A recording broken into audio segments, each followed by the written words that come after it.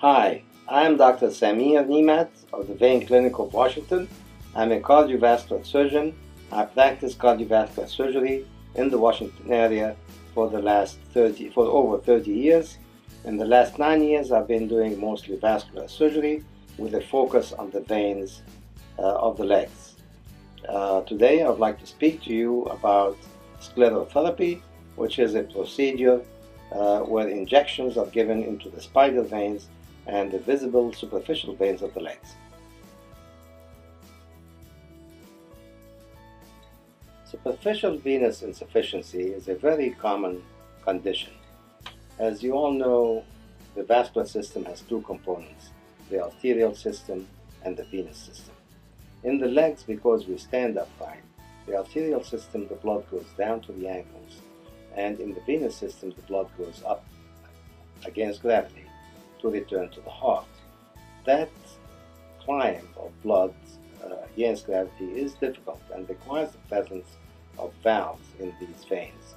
Every vein in our body has valves, and they are separated by about 4 inches.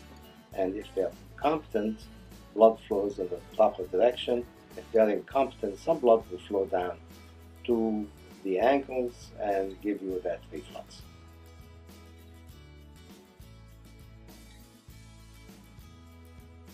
The symptoms of venous insufficiency are quite varied, and it's all due from the fact that the blood, some of it returns down to the ankles, so you end up with stagnation of blood at the ankles.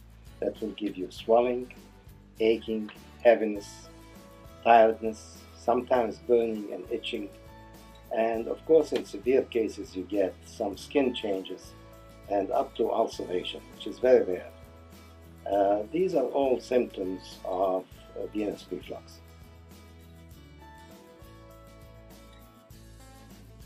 The risks of developing varicose veins are mostly heredity.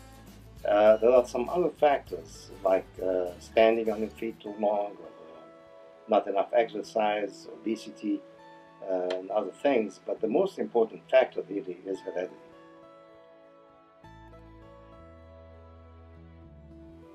Because of the risk factor of heredity, it really cannot be prevented. It can be avoided because you can start treating it early. The reflux has a tendency of getting worse over the years, so the sooner you start treating it, the better for the long-term result.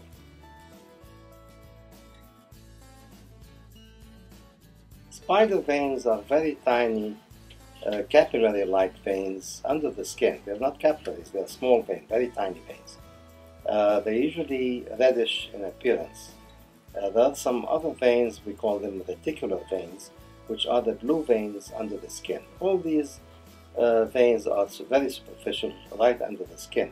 They're not involved with the more important veins that supply the leg, that drain the leg.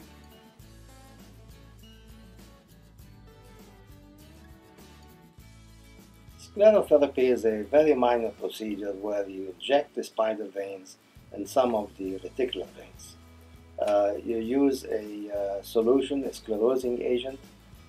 Some of them are very commonly used, like tetradecyl sulfate and polydocanol, and some other physicians use saline, hypertonic saline.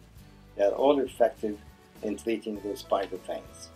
The procedure is with very minimal risk, a risk of bruising and little inflammation. You have to wear the stockings for 7 days. We recommend that after the procedure, and avoid heavy exercise for about 7 days, and avoid direct exposure to the sun for about 6 weeks. Otherwise, you develop pigment that can be difficult to get rid of.